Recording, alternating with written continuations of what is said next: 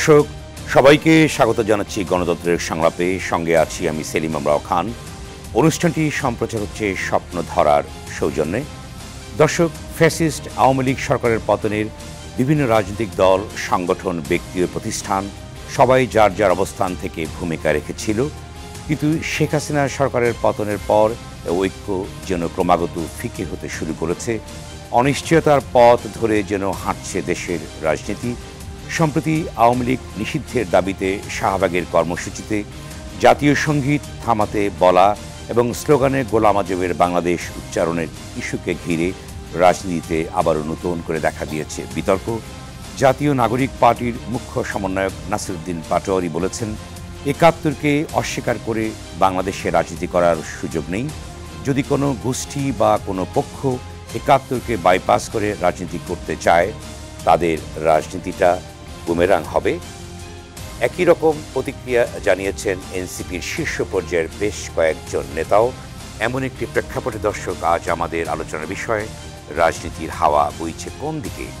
আর এই বিষয়ে আলোচনার জন্য আজ আমাদের আরটিভির স্টুডিওতে আছেন বিএনপির তথ্য বিষয়ক সম্পাদক আজিজুল বারী হেলাল, জি9-এর সাধারণ সম্পাদক ডক্টর সাখাওয়াত হোসেন সায়ন্ত, গণ অধিকার পরিষদের সিনিয়র সহসভাপতি ও মুখপাত্র ফারুক হাসান, সিনিয়র সাংবাদিক শুভ কিবরিয়া। আমাদের সাথে অনলাইনে যুক্ত আছেন বাংলাদেশ জামায়াতে ইসলামের কেন্দ্রীয় নির্বাহী পরিষদের সদস্য ও সহকারী সেক্রেটারি জেনারেল সাবেক সংসদ সদস্য ডক্টর AHM হামিদুর রহমান আজাদ এবং জাতীয় নাগরিক পার্টির যুগ্ম মুখ্য সমন্বয়ক অ্যাডভোকেট শাকিল আহমেদ। দর্শক, অনুষ্ঠানের প্রশ্ন করতে অথবা মতামত জানতে ফোন করুন টেলিভিশনের পর্দায় দেখা নম্বরে অথবা লিখুন ফেসবুকে। জানিয়ে রাখছি, অনুষ্ঠানটি ফেসবুকে সরাসরি সম্প্রচার হচ্ছে। যাচ্ছি মূল আলোচনার বিষয় রাজনীতির হাওয়া বইছে কোন দিকে। প্রথমে শুরু করতে চাই জনাব আজিজুল বারী হেলাল, আপনাকে আমি শুরু করতে চাই। আপনি বলেন যে এই যে আওয়ামী লীগকে নিষিদ্ধের প্রেক্ষাপট নিয়ে বেশ কিছু বিতর্ক অবতারণা হয়েছে, যেটা আমি ভূমিকাতে উল্লেখ করেছি। বিশেষ করে জাতীয় সঙ্গীত নিয়ে এবং মুক্তিযুদ্ধ নিয়ে নানা রকম বিষয়ের অবতারণা ঘটেছে এবং আরও কয়েকটি দল নিষিদ্ধের প্রস্তাব আনা হয়েছে, যেটি 14 দল এবং জাতীয় পার্টি এনসিপির পক্ষ থেকে বলা হয়েছে। আপনার কি মন্তব্য আছে এই প্রসঙ্গে? আমার প্রথম বক্তব্য হলো যে 5ই আগস্টের গণ অভ্যুত্থানের পরে 8ই আগস্টে যখন সরকার ওথ নিল, অভ্যুত্থানের সরকার, তখনই তো আওয়ামী লীগের রাজনীতি নিষিদ্ধ বা আওয়ামী লীগের ক্রিমিনাল অফেন্সের জন্য বিচারের প্রক্রিয়া শুরু করার প্রয়োজন ছিল জনগণের আশা এবং আকাঙ্ক্ষা অনুযায়ী। কিন্তু দেরিতে হলেও সরকার দ্বিধাদ্বন্দ্বের ভিতর পার করে জনগণের প্রত্যাশা অনুযায়ী, রাজনৈতিক দলগুলোর প্রত্যাশা অনুযায়ী সিদ্ধান্তটা নিয়েছে।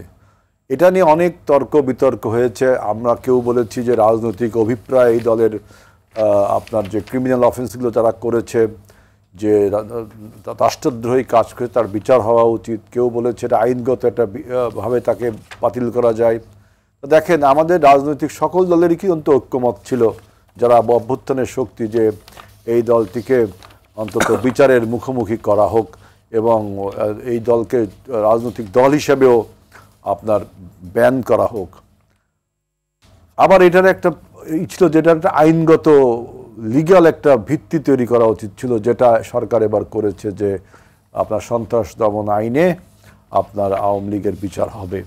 এখন আমার বক্তব্য যে এইটা তো আইসিটি অ্যাক্টে ছিল, এই আইনটা, এটা কেন এই সরকার তুলে ফেললো, আবার এখন ইনকর্পোরেট করতে হচ্ছে। এইটা হলো একটা বক্তব্য, যে আমরা দেরিতে হলেও এই সরকার এই সিদ্ধান্তটা নিয়েছে। এবং আরেকটা বক্তব্য যে দেখেন, একটা অরাজনৈতিক সরকার যে সবসময় দ্বিধাদ্বন্দ্বে থাকে, সিদ্ধান্ত নিতে দেরি হয়, তার একটা প্রমাণ হলো আপনার এই যে আপনার আওয়ামী লীগ বাতিল করতে বা দল ব্যান করতে এত দেরি হলো। এখন কিন্তু এর ভিতরে একটা অন্তর্নিহিত তাৎপর্য আছে, যে আপনার কালচারটা কি শুরু হলো পলিটিক্সে। আপনি দেখেন পলিটিক্সে কালচারটা কি, এটা দল ব্যান করা অপরিহার্য ছিল, প্রয়োজন ছিল, কিন্তু কালচারটা কি শুরু হলো যে 8ই আগস্টের পরে যখন ছাত্ররা আপনার সচিবালয়ে ঢুকে বলল যে আমরা পরীক্ষা ছাড়া পাশ করব, বললো না, এই শুরু হলো কিন্তু মব কালচার। যদিও এটাকে মব বললে অনেকে দুঃখ পাবেন, আমি যদি বিপ্লব হতো তাহলে আমি এটাকে মব কালচার বলতাম না, এটাকে বলতাম এটা আন্দোলনেরই অংশ। যেহেতু এটা গণ অভ্যুত্থান হয়েছে, সুতরাং এইভাবে আপনার দাবি দেওয়া পেশের জোর করে এটাকে আমি মব বলছি। এই জন্য মব বললে অনেকে দুঃখ পাবে। আবার এই যে মব সৃষ্টি কিন্তু ওই আপনার 8ই আগস্টে না, তার ইনসেপশন হয়েছিল গণজাগরণ মঞ্চ থেকে। যদি ধরেন আপনি হাইকোর্টের রায়কে চেঞ্জ করার জন্য, আমি বলতে চেয়েছি তারপরে আমি আরেকটু শেষ করব, অনেকজন আলোচক আছে। তারপরে দেখেন এই যে শুরু হলো যে প্রত্যেক প্রফেশনালসরা আপনার শাহবাগের মোড়ে কোনো না কোনো দিন আপনার জড়ো হয়ে আপনার এই সরকারকে, রুটিন সরকার, একটা ইমার্জেন্সি সরকার, ট্রানজিশন সরকার, তাকে দাবি দেওয়া পেশে সরকারে পরিণত করলো। সরকারে কিন্তু এটার জন্য দায়ী। আপনি এখন আবার দেখলাম যে আপনি হঠাৎ করে যমুনার সামনে যায় বলছেন যে এইটা হবে জুলাই চার্টার। আমরা বিএনপি কিন্তু এইসব বিষয়ে বলেছি যে পলিটিক্যাল প্রসেসের মধ্যে সবকিছু করতে হয়। উঠলো ভাই কোন পথে যায় এটা তো হয় না। সেই জুলাই চার্টারটা কিন্তু আমরাই ঠিক করলাম, সমস্ত দল যে যেখানে ঐক্যমত হবে সেটা হবে জুলাই চার্টার। আবার দেখলাম সেদিন বলছে যে আওয়ামী লীগকে নিষিদ্ধ করতে হবে, অমুক করতে হবে। একটা জমায়েত হলো শাহবাগকে, সেই শাহবাগকে কেন্দ্র করে জমায়েত হলো। সরকার একটা ঘোষণা করলো কি, যে আওয়ামী লীগের বিচার না হওয়া পর্যন্ত তাদের কার্যক্রম নিষিদ্ধ। এখন আমার প্রশ্ন সরকারের কাছে, আওয়ামী লীগের কি কার্যক্রমে কয়েকদিন ছিল? এই যে বিভিন্ন রকম ন্যারেটিভ সরকার তুলছে, এই বিভিন্ন ন্যারেটিভ তুলছে, যখন সংস্কারের প্রশ্ন রিজলভ হলো, বিচারের আপনার স্থানীয় সরকার আগে হবে না পরে সেটা রিজলভ হলো, বিচারের ব্যাপারে আমরা সবাই ঐক্যমত হলো, সেটাকে সে এমন একটা ক্লামজি সিচুয়েশনে নিয়ে আসলো যে এমন একটা ন্যারেটিভ তৈরি করলো যে আপনার বাংলাদেশের কিছু লোক যদি একত্রে এক জায়গায় দাঁড়িয়ে কোনো কিছু প্রতিবাদ করে তাহলে সেটা সরকার মেনে নিবে। অর্থাৎ এই কালচারটা কিন্তু খুব একটা ভালো হলো না। আইনগত আবারও আসবো আপনার কাছে। এই পর্যায়ে যাচ্ছি ডক্টর এইচ.এম. হামিদুর রহমান আজাদ, আপনার কাছে যাচ্ছি। অর্থাৎ গত সরকারের পতনের জন্য দলগুলোর ভিতরে যে ঐক্যমত্যের সৃষ্টি হয়েছিল, বর্তমান যে নানা রকম ইস্যুতে যে বিতর্ক লক্ষ্য করা যাচ্ছে, আপনি কি মনে করেন সে ঐক্য ফাটল ধরেছে? আপনি কি বলবেন? ধন্যবাদ টিভি এবং দর্শক। বাংলাদেশের 24 সালের 5 আগস্টের যে বিপ্লব বলি অথবা গণ অভ্যুত্থান, সেই বিতর্ক যাওয়া এখন সমীচীন নয়। পরিস্থিতি অনিবার্য দাবি ছিল। ইতিহাসের পরিণতি হিসাবে সেদিন আওয়ামী লীগ ক্ষমতাসীন দল হিসেবে ফ্যাসিবাদী এবং কর্তৃত্ববাদী সরকারের পতন, এটাই হলো সত্য। সেই পতনে শুধু পতন নয়, তারা জনরোষের মুখে ভয় পেয়ে দেশ ছেড়ে পালিয়েছে। সরকার প্রধান, তার মন্ত্রী পরিষদের অধিকাংশ, এমপি সহ জাতীয় নেতৃবৃন্দ, দলীয়। তো সেদিন ঐক্যমতের ভিত্তিতেই প্রথমে সেনাভবন, পরে বঙ্গভবন, ন্যাশনাল কনসেনসাসের ভিত্তিতে অন্তর্বর্তীকালীন সরকার প্রতিষ্ঠার সিদ্ধান্ত হয়। সেই মিটিং এ অবশ্য 2 জায়গায় আমি ছিলাম, এবং বাংলাদেশের ফ্যাসিবাদ বিরোধী সব দল, অধিকাংশ দলেই বলবো, সব অধিকাংশ দলেই সেদিন উপস্থিত ছিল। তাদের উপস্থিতিতেই ন্যাশনাল কনসেনসাস হয়েছিল অন্তর্বর্তী সরকার গঠনের। আরো কিছু সিদ্ধান্ত হয়েছে, রাজবন্দীদের নিশ্চিত। তো এর ধারাবাহিকতায় কিন্তু বাংলাদেশ এই সরকারের নেতৃত্বে এগিয়ে যাচ্ছে এবং জন আকাঙ্ক্ষা তৈরি হয়েছে। বাংলাদেশ পথ হারিয়েছিল, একটি পথের দিশা পেয়েছে।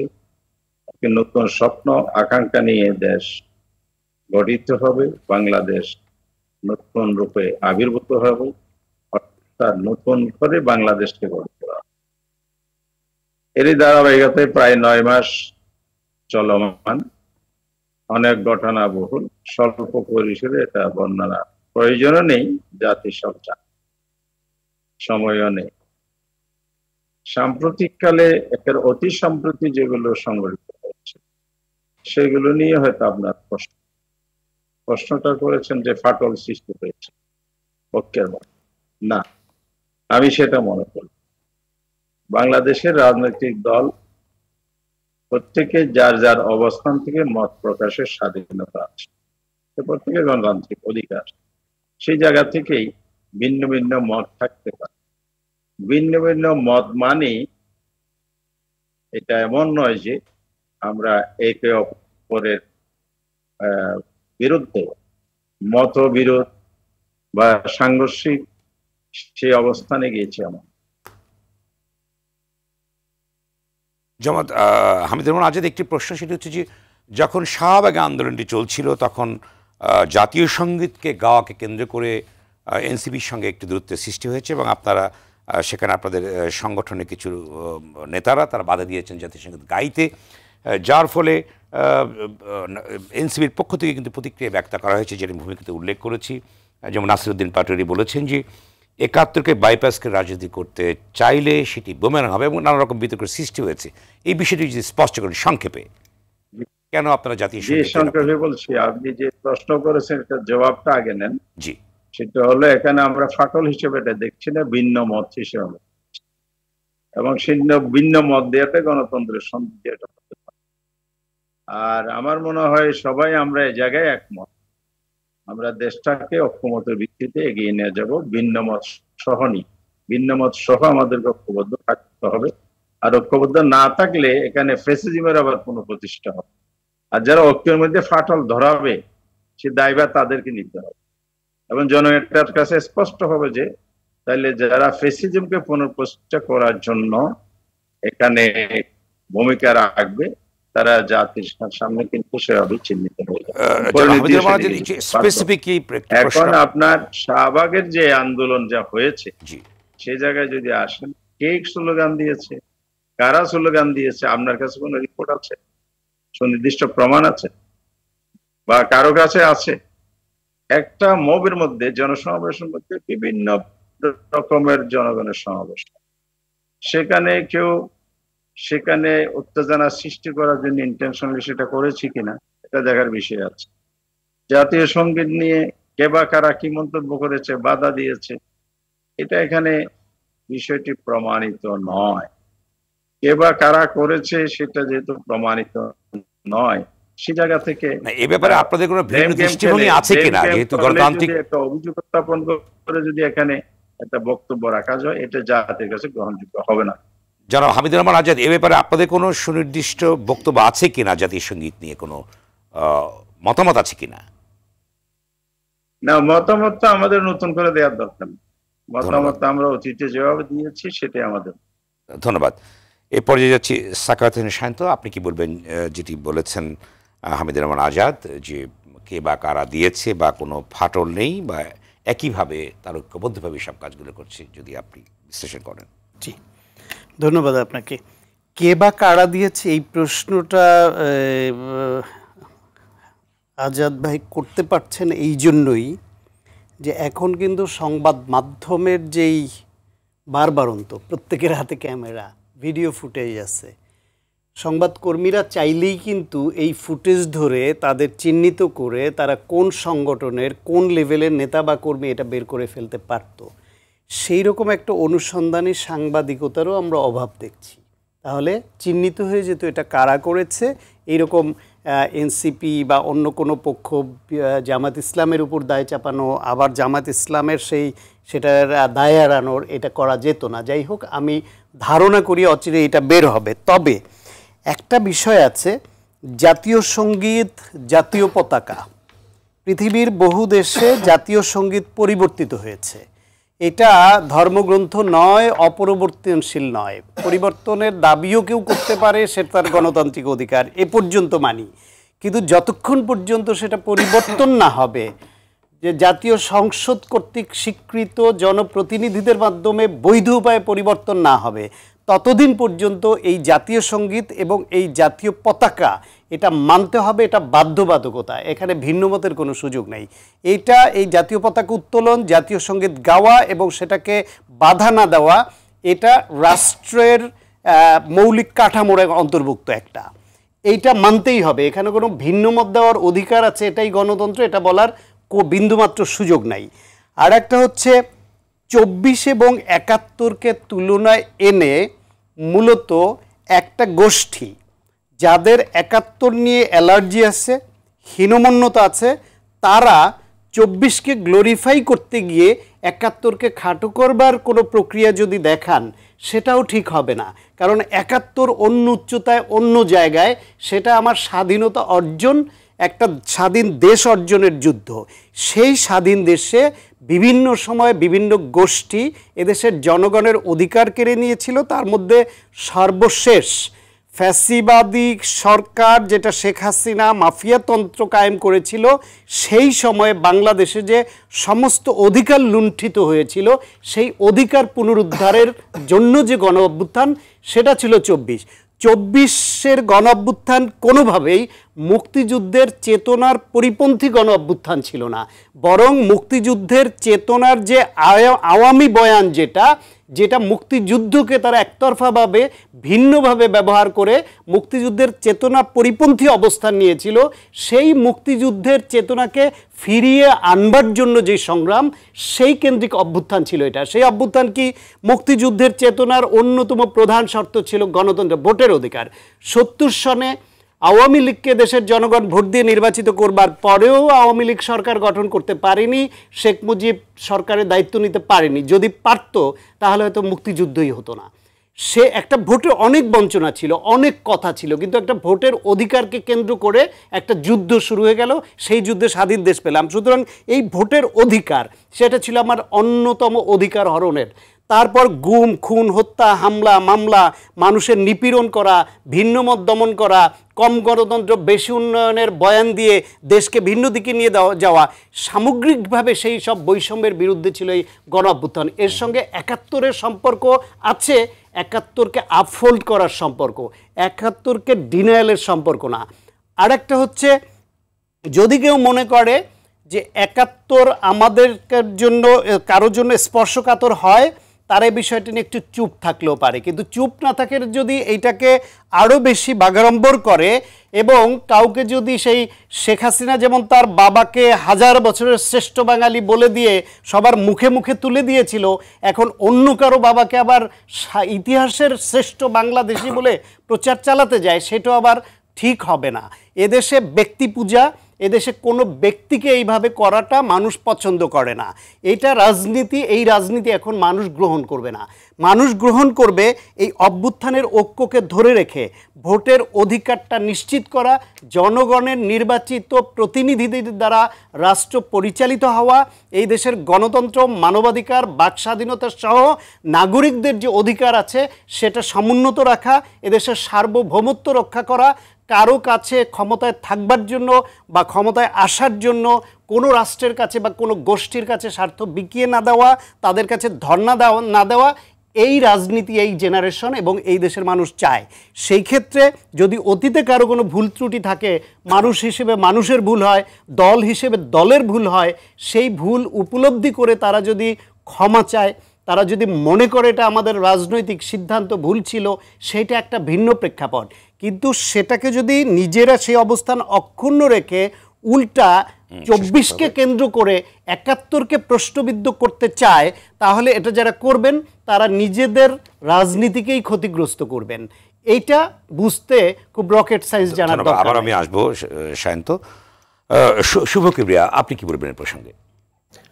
প্রথম কথা হচ্ছে যে এই অভ্যুত্থানের পরে আমরা যদি দেখি যে আমাদের রাজনৈতিক দলগুলোর মধ্যে যত নির্বাচনের প্রশ্নটা আসছে, যত নির্বাচন সামনে আসছে, তত নানা রকম অভ্যন্তরীণ লড়াই সংগ্রাম আছে, এটাই স্বাভাবিক। এবং ডাক্তার সায়ন্ত শাখাওয়াত উনি খুব সুন্দরভাবে বলেছেন, উনি রাজনীতির যে ন্যারেটিভের লড়াইয়ের কথা বললেন, এই ন্যারেটিভের লড়াইটাও আবার ধরেন একটা আপার মিডিল ক্লাসের একটা তাত্ত্বিক জায়গা। আজকে যে লোকের রিক্সা ঢাকার সিটি কর্পোরেশন বুলডোজার দিয়ে ভেঙেছে, তার কাছে এই ন্যারেটিভ খুব গুরুত্বপূর্ণ জিনিস না।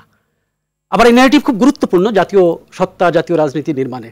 আমি দেখছি অন্যভাবে। আজকে যখন আমরা এনসিপি, জামাত এর সংঘাত বা ন্যারেটিভের লড়াই, বিএনপির সঙ্গে ন্যারেটিভের লড়াই, বিএনপির নেতারা এক একজন এক একভাবে নানা রকম মতামত দিচ্ছেন, তখন উল্টো দিকে সবচেয়ে গুরুত্বপূর্ণ যে ঘটনাটা ঘটে গেছে সেটা হচ্ছে ভারতীয় রাষ্ট্রের মুখপাত্রের বক্তব্য, সেটা হচ্ছে ইম্পর্টেন্ট।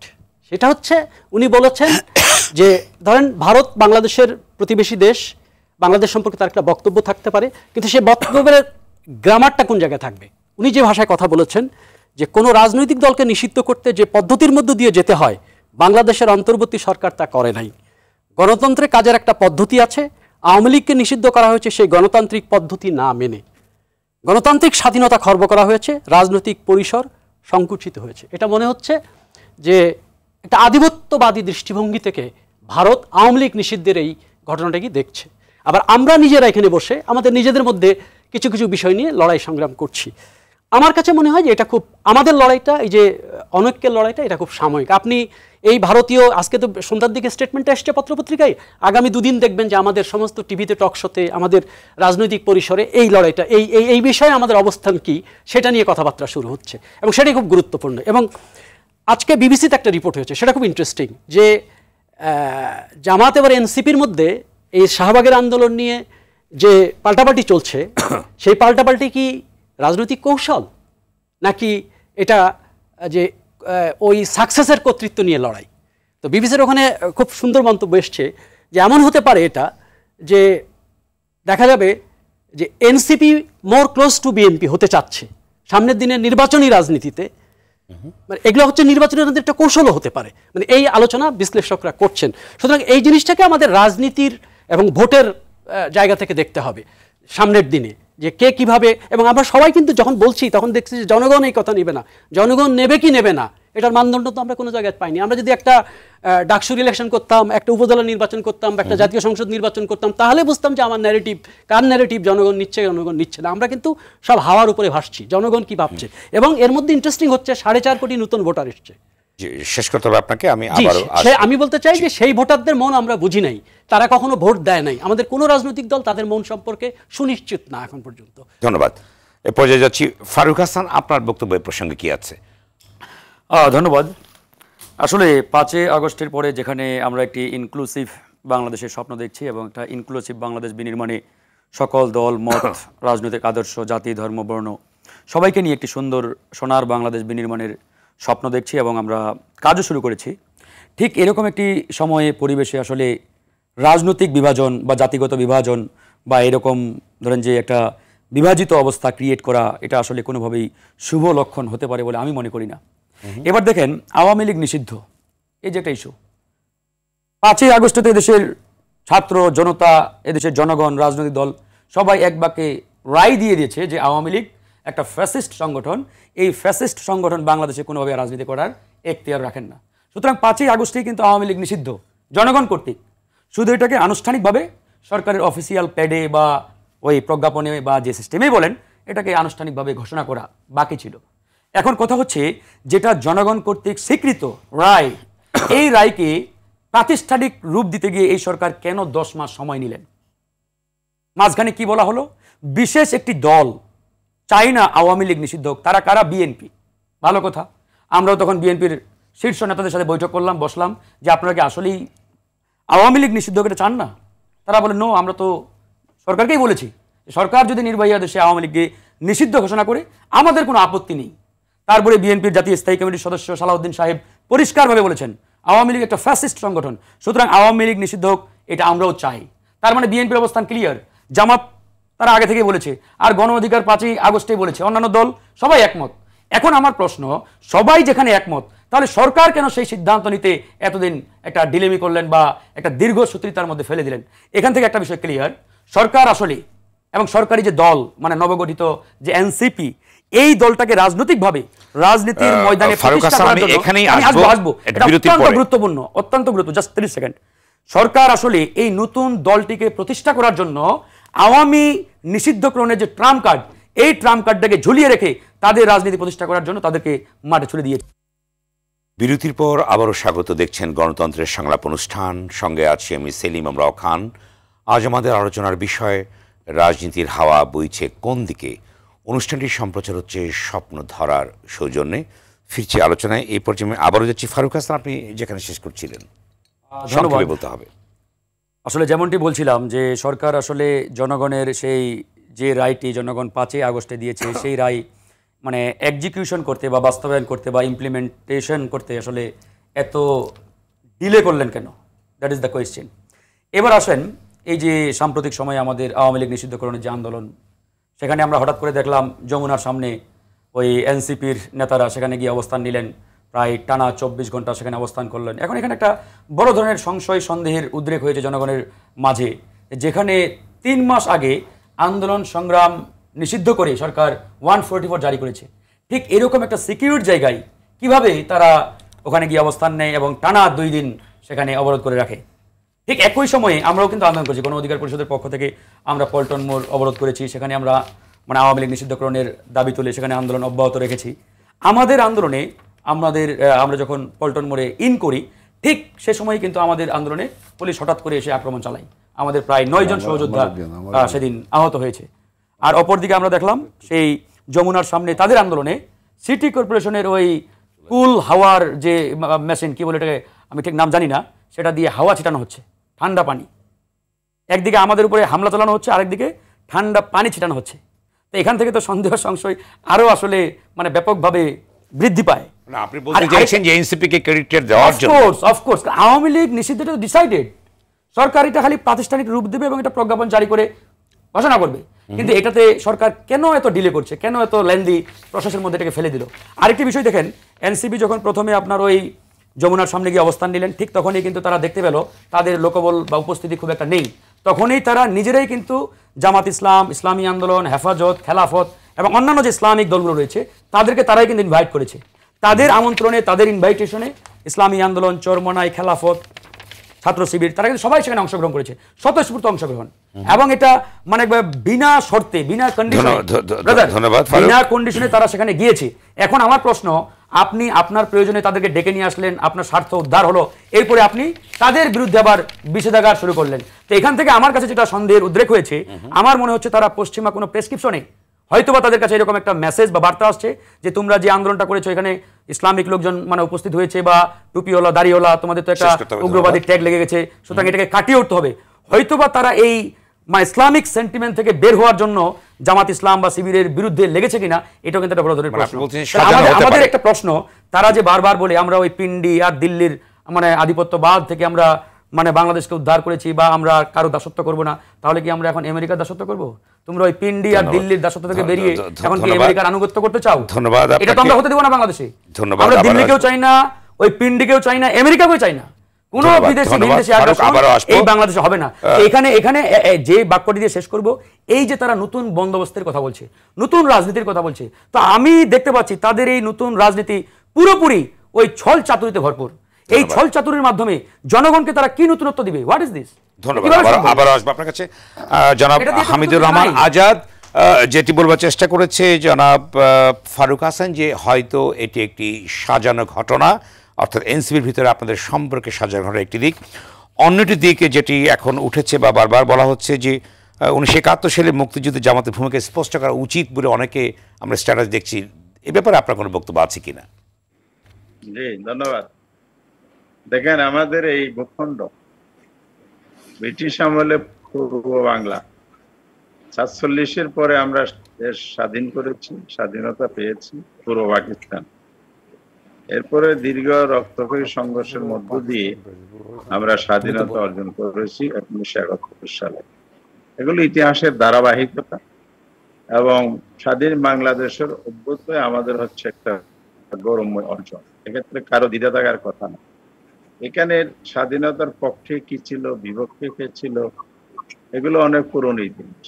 কারণ হচ্ছে পৃথিবীর ইতিহাসে স্বাধীনতার পক্ষে সব জাতি গোষ্ঠী অথবা দল একসাথে কাজ করেছে এমন ইতিহাস কম। ভিয়েতনামকে সামনে আনেন উত্তর দক্ষিণ কিন্তু পক্ষে বিপক্ষে ছিল। এই জন্য স্বাধীনতা অর্জনের পরে কিন্তু জাতীয় ঐক্য প্রতিষ্ঠিত হয়েছে। তারা কিন্তু আমাদের সমসাময়িক কালে দেশ স্বাধীন করে অনেক দূরে গিয়ে গেছে। সুতরাং স্বাধীনতার চেতনা নামে বাংলাদেশে অতীতের ইতিহাস কিন্তু সুখকর নয়। দেশ গড়ার যে সুযোগ আমরা পেয়েছি, বিভাজনের রাজনীতি কিন্তু আমাদেরকে পিছনে ফেলে দিয়ে, স্বাধীনতার চেতনা আমাদের কি দিয়েছে? বাকশাল তৈরি হয়েছে, দুর্ভিক্ষ, কর্তৃত্ববাদ, দুর্নীতিতে চ্যাম্পিয়ন, গণতন্ত্র হরণ, এরপরে মানুষের ভোটাধিকার হরণ। এভাবে যদি আপনি বলেন অর্থনৈতিক ধ্বংস, বিচার ব্যবস্থা, সবকিছু ধ্বংস, এই প্রেক্ষাপটে কিন্তু 24 সালের এই পরিবর্তন। ধন্যবাদ আজাদ ভাই, আমি আবারও আসবো আপনার কাছে। যদি আমরা আবার ঘাটাঘাটি করি, আমরা সামনে আগাইতে পারবো। ধন্যবাদ। অর্থাৎ আপনাদের দৃষ্টিভঙ্গিগত কিংবা রাজনৈতিক কোনো পরিবর্তন বা বক্তব্য আছে কিনা এই প্রসঙ্গে আপনি আবারও বলবেন। এ পর্যায়ে আমি যাচ্ছি, না আমি একটু শেষ করে আমি আর সময় আপনার সাথে কন্টিনিউ করতে পারবো না, আমি আগে বলে রাখছি আমরা আধা ঘন্টা চলে যাবেন। হ্যাঁ আমি শুনেছি তাই। কথা বলতে দিচ্ছেন না কেন? কথা তো বলতে দিতে হবে। শেষ করি আমি, তাহলে এখন আপনারা আমাদেরকে দাওয়াত দিবেন না, আপনি চলে যাবেন। এখন আমাদের এনসিপির শাকিল আহমেদ ছিল, তারপর আবার আপনার কাছে আমি আসতাম। যে না আপনি করেন, আমি এরপর কথা কন্টিনিউ করবো না, আমার অন্য কাজ আছে। এই জন্য আমি একবারে শেষ করে দিতে চাই। আমি এভাবে শেষ করতে চাই, এসব পিছনের গল্প আমরা আর বয়ান নিয়ে আওয়ামী ধারার অনুসরণ না, এটা জাতির জন্য সুখকর কল্যাণকর হবে না। অ্যাডভোকেট শাকিল চমৎকার ছোট ভাই বলেছে, গোছালোই বলছে। তো আমি অনুরোধ করব আমরা পিছনে না যাই, আমরা সামনে যাই। যে ব্লেম গুলো করা হচ্ছে এগুলো আমরা অনেক আগে ওভারকাম করেছি এবং জাতি এটাকে গ্রহণ করেছে। জাতি কিভাবে গ্রহণ করেছে এটার প্রমাণ হচ্ছে 24-এর চেতনার উপর ঐক্য হয়েছিল, যেটা ফারুক হাসান পরবর্তী সময় বলেছে। এই জন্য আমি এখন শেষ করতে এই কথা দিয়ে, সাম্প্রতিক যে ঘটনায় আপনার আওয়ামী লীগ নিষিদ্ধ হয়েছে, আওয়ামী লীগ তো দল হিসেবে কিন্তু নিষিদ্ধ হয়নি, এটা কিন্তু ভুল একটা ইন্টারপ্রিটেশন হচ্ছে। আওয়ামী লীগ সরকার তাদের দলীয় কার্যক্রম নিষিদ্ধ করেছে, সেখানে বলেছে জাতীয় নিরাপত্তা, দেশে স্থিতিশীলতা ইত্যাদি কারণও আছে। জাতিসংঘের যে রিপোর্টটা দিয়েছে শেখ হাসিনার নির্দেশেই এদেশে গণহত্যা হয়েছে, তাহলে এটা আন্তর্জাতিক একটা স্বীকৃতি। এটা আপনি কিভাবে দেখবেন? তা অস্বীকার করবেন? সুতরাং দেশে আমাদের আইনি প্রক্রিয়ার মাধ্যমে কিন্তু এখন এই গণহত্যার বিচার শুরু হচ্ছে বা শুরু হয়েছে। এখন জনগণ যেহেতু প্রচন্ডভাবে দাবি করছে এই বিচারটা হতে হবে, সংস্কার হতে হবে, তারপরে নির্বাচনে যেতে হবে। সরকার জনদাবির মুখেই একটা স্টেপ নিয়েছে এবং সেটা কারো কাছে পছন্দ হতে পারে, কারো কাছে অপছন্দ হতে পারে। যেমনটা ভারত আজকে যে বক্তব্যটা রেখেছে, জামাত এক সময় নিষিদ্ধ করা হয়েছিল কোন সময়ে? বৈষম্যের আন্দোলন চলমানকালেই, কিন্তু আন্দোলনটাকে অনেকে ডাইভার্ট করার জন্য সেরকম একটা ফাঁদ পাতা হয়েছিল। আমরা এটা নিয়ে রিয়াকশন করব, সারা দেশের পরিস্থিতিটা ভিন্ন দিকে প্রবাহিত হবে, এই আন্দোলনটা লক্ষ্য অর্জন করতে পারবে না। ঠিক এমন একটা সময়ে আবার এই ইস্যুটাকে নিয়ে আসা হচ্ছে। ষড়যন্ত্র, ফারুক হাসান যেটা বলেছে, আসলে ষড়যন্ত্রে আমরা পা দেব না। ষড়যন্ত্র হবে, ষড়যন্ত্রমূলক ভাবে নানা উস্কানি আসতে পারে, রাজনৈতিক দলের ভিতরেও হতে পারে, রাজনৈতিক দলের ভিতরে অনুপ্রবেশ করেও হতে পারে। অথবা রাজনৈতিক দলের যদি কোনো সংকীর্ণ দৃষ্টিভঙ্গির কারণে যদি হয়ে থাকে, সেটাও গ্রহণযোগ্য হবে না। কারণ আমাদেরকে অনেক ব্রড সেন্সে চিন্তা করতে হবে, কারণ দেশ গড়ার স্বপ্ন নিয়ে আমরা সবাই মিলে কাজ করছি, সংস্কারের কাজ চলছে, ন্যাশনাল কনসেনসাসের ভিত্তিতে জাতীয় একটা সনদ তৈরি হবে। এমন একটা প্রেক্ষাপটে যদি আবার এখানে বিভাজনের রাজনীতি শুরু হয়, তাহলে এটা ষড়যন্ত্র না বলে আমরা কি বলবো? সুতরাং এই পাতানোভাবে আমরা পা দেব না। আমরা অনুরোধ করব জাতীয় যাতে সেটাকে ভ্রুক্ষেপ না করে আমরা যে ঐক্য নিয়ে এগিয়েছিলাম সামনে এগিয়ে যাব, দেশ গড়ব। জনগণ ভাবে যে আজকে আমার দেশে নির্বাচন হবে, আমি ভোটাধিকার পাবো, মানবাধিকার পাবো, আমার নিরাপত্তা পাবো, আমার দেশ সমৃদ্ধশালী হবে, আমার কর্মসংস্থান হবে, আমার শিক্ষার মান উন্নয়ন হবে, অর্থনৈতিক সমৃদ্ধ হবে, এগুলি জনগণ ভাবে। এই ভাবনা থেকে আমরা বলতে চাই, আর পিছনে নয়, সামনে এগিয়ে যাব, সবাই মিলে দেশ গড়ব, সে লক্ষ্যে আমরা কাজ করবো। কারণ এখানে যে ব্যর্থতা যদি হয়ে যায়, এই দায়ভার কেউ কিন্তু এড়াইতে পারবে।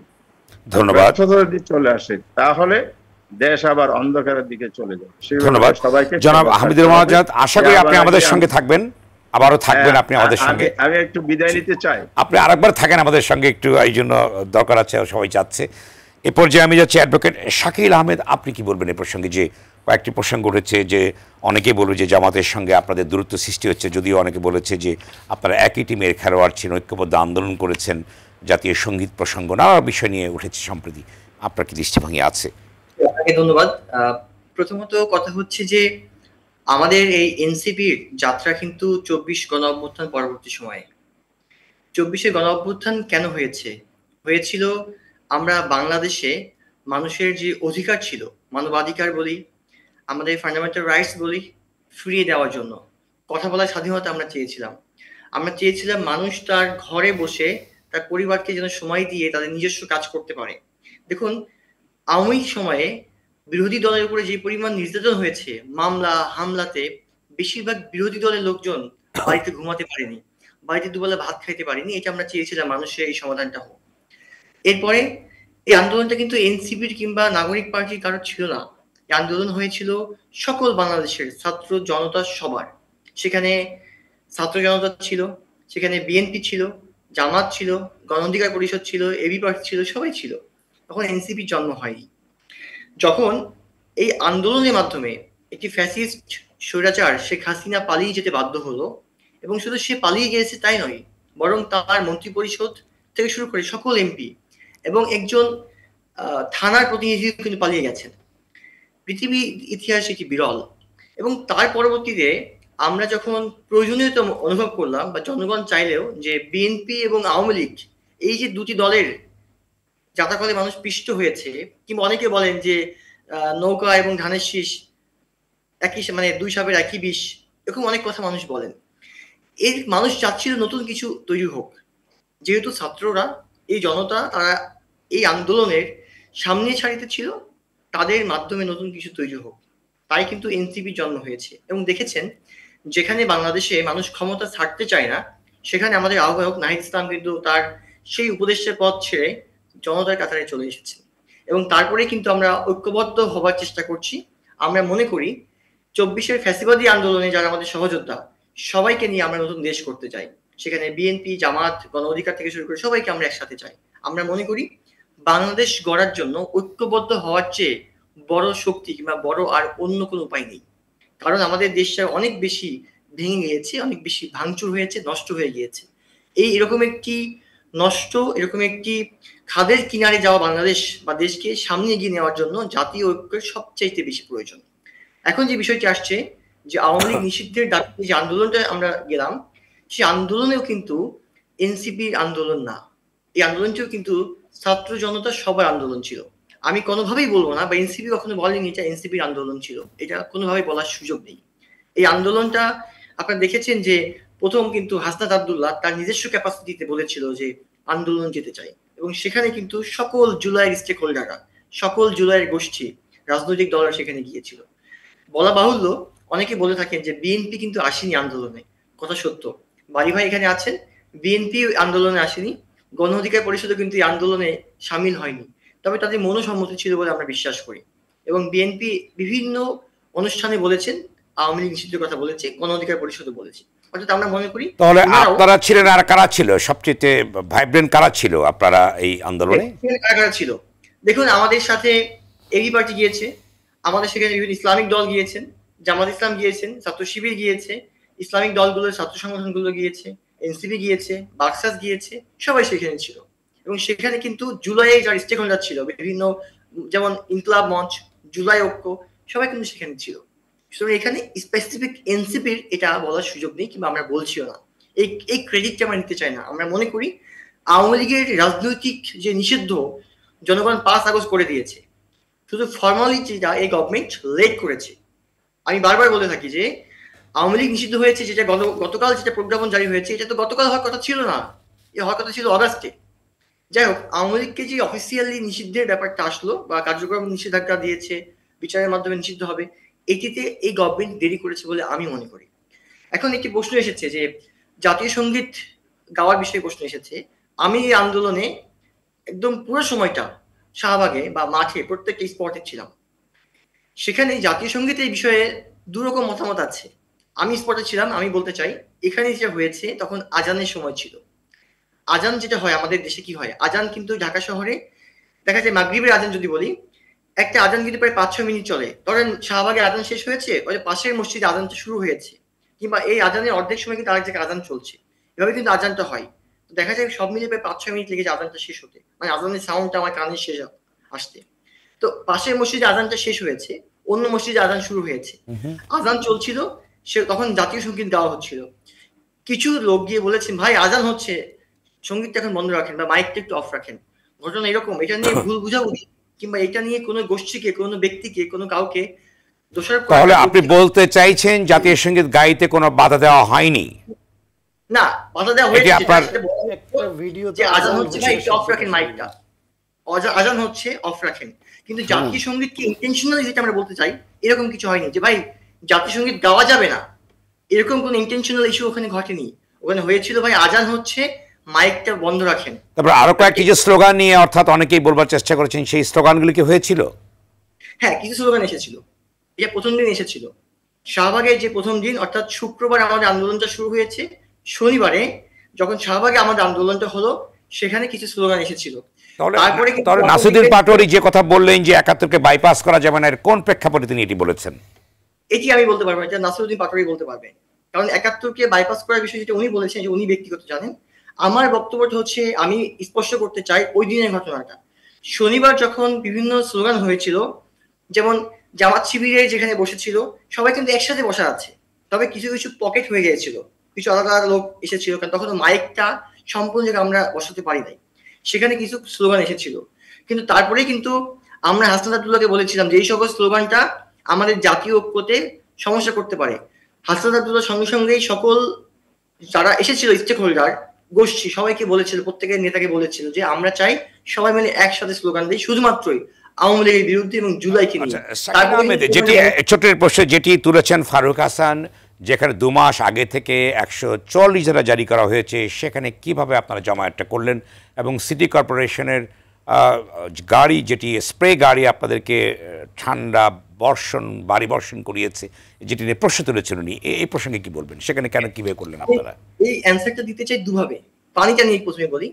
দেখুন, সিটি কর্পোরেশনের পানি যখন বেগম খালেদা জিয়া আসলেন যেদিন বাংলাদেশে, সেদিন যখন ছিটানো হলো হাজার হাজার মানুষের মধ্যে, তখন কিন্তু প্রশ্নটা আসেনি। আমাদের এখানে ছিটানোর ক্ষেত্রে এখানে প্রশ্নটা আসলো। সিটি কর্পোরেশন ব্যাখ্যা দিয়েছে, সিটি কর্পোরেশন বলেছে যে যেখানেই গণজমায়েত, যেখানেই মানুষের ভিড়, সেখানে কিন্তু পানি দিয়ে আমরা শুধুমাত্র পরিবেশটাকে ঠান্ডা করছি। এখানে এনসিপি কে দেওয়া হয়েছে বা বিএনপি কে দেওয়া হয়েছে, ব্যাপারটা এরকম না। আর ১৪৪ ধারা যেটি ফারুক হাসান তুলেছে সেটি ১৪৪ ধারা যেটা বলা আছে, দেখেন এটা নিয়ে আইনি ব্যাখ্যা হতে পারে।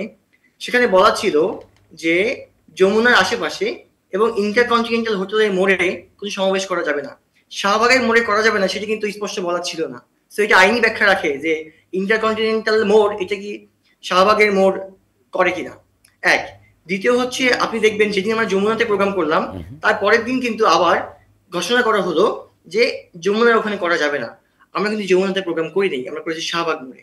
তো যেটি যমুনাতে প্রথম দিন করেছিলেন আপনারা ওদিকে? জি, প্রথম দিন করেছিলাম যমুনাতে রাত্রে। হ্যাঁ, সেটিও কি আইনের লঙ্ঘন কিনা? যদি সেখানে যদি বলা থাকে যে যদি ওই দিন যদি এক্সিকিউট থাকে আগের আদেশটা, সেক্ষেত্রে আইনের লঙ্ঘন হবে, বা যদি এক্সিকিউট না থাকে সেক্ষেত্রে লঙ্ঘন হবে। আচ্ছা, আর ছোট্ট একটি প্রশ্ন আপনাকে করি। ফারুক হাসান যিনি বলেছেন যে দিল্লি না, রাওয়ালপিন্ডি নয়, আচ্ছা যুক্তরাষ্ট্র অর্থাৎ মার্কিনীয় নয়, এই প্রসঙ্গে কি বলবেন? যেখানে করিডোরের প্রসঙ্গ নিয়েও বিতর্ক উঠছে নানা বিষয়ে, আপনাদের স্ট্যান্ড কি আছে? আমাদের স্পষ্ট বক্তব্য হচ্ছে, আমরা বারবার বলছি আমরা বাংলাদেশপন্থী রাজনীতি করতে চাই। এখন স্লোগানের ক্ষেত্রে বলা হয় যে আমরা ইন্ডিয়াপন্থী না, আমরা পাকিস্তানপন্থী না, আমরা আমেরিকানপন্থীও না। কারণ আমাদের দেশটাকে যদি আমরা বলি যে আমাদের উপরে কাদের বেশি আকর্ষণ আছে বা আমাদের উপরে কাদের বেশি অবস্থান আছে, ইন্ডিয়া সবসময় আমাদেরকে গ্রাস করতে চায়। আমরা একসময় পাকিস্তানের অংশ ছিলাম এবং যুক্তরাষ্ট্র কথা আছে যে যুক্তরাষ্ট্র আমাদের উপরে রাজনৈতিক ছড়ি ঘুরাতে চায়। তাই আমরা বলছি আমরা কোনো পন্থী না, বা আমরা কারোর অধীনে থাকতে চাই। করিডোর প্রসঙ্গে আপনাদের কি দৃষ্টিভঙ্গি আছে? সংক্ষেপে বলবেন আপনাদের রাজনৈতিক স্ট্যান্ডটা কি আছে? কি বিষয়ে প্রশ্নটা? করিডোর যেটি জাতি যেটা মানবিক করিডোরের কথা বলা হচ্ছে। জি, আচ্ছা, মানবিক করিডোরে আমার বক্তব্য হচ্ছে, আমার বক্তব্য বলি, আমার বক্তব্য হচ্ছে মানবিক করিডোর দেওয়ার মতো পরিস্থিতিতে আমরা নেই। কারণ আমাদের বাংলাদেশে মানুষের অনেক রাইটস আমরা এস্টাবলিশ করতে পারছি না, এবং রোহিঙ্গাদের একটা বড় কিন্তু প্রেশার আমাদের মধ্যে অলরেডি আছে, যেটি নিয়ে ডক্টর ইউনূস সাহেব কাজ করছেন রোহিঙ্গাদেরকে মায়ানমারে পাঠানোর জন্য। ইউএন সেক্রেটারি এসেছিল, সেখানে বলা হয়েছিল রোহিঙ্গাকে ওখানে পাঠানো দরকার। আমরা দেখেছিলাম যে আগামী বছরের মধ্যে একটা বড় সংখ্যক রোহিঙ্গাকে ফেরত দেওয়া হবে। ঠিক এই মুহূর্তে এবার মানবিক করিডোরের নামে বাংলাদেশে রোহিঙ্গাকে আনাটা যুক্তিসঙ্গত বলে আমি মনে করি না। আপনার ব্যক্তিগত অভিমত। ধন্যবাদ। আজিল বেরি হেলা প্রসঙ্গ। আপনি তো প্রোগ্রামটাকে এত ক্লামজি করে ফেলাইছেন যে এখন আর কথা বলতে ইচ্ছে লাগে না, তবে কিছু কথা তো বলতেই হবে।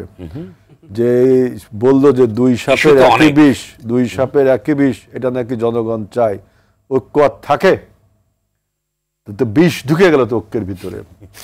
৭১-এর পরাজিত শক্তি আর ২৪-এর পরাজিত শক্তি একই সুরে কথা বলে, দেখছেন তো, একই সুরে কথা বলে। আপনার ডিনায়াল টেন্ডেন্সি বাংলাদেশের রাজনীতিকে ধ্বংস করে দিল। ঐক্য ঐক্য বলেন, কাদের সাথে ঐক্য হবে? কি রিকনসিলিয়েশন করবেন? ইনক্লুসিভ রাজনীতি করতে আওয়ামী লীগের সাথে ইনক্লুসিভ করবেন?